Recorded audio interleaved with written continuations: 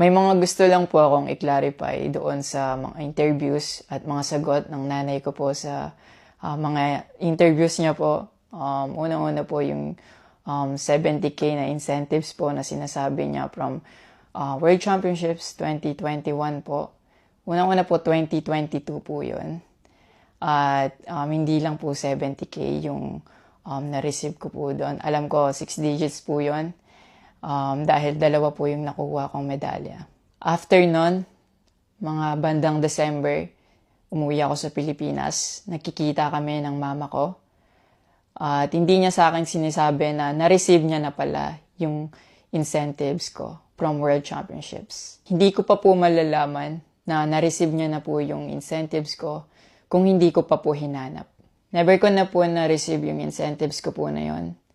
At never ko na rin naman po na hiningi yun sa kanila.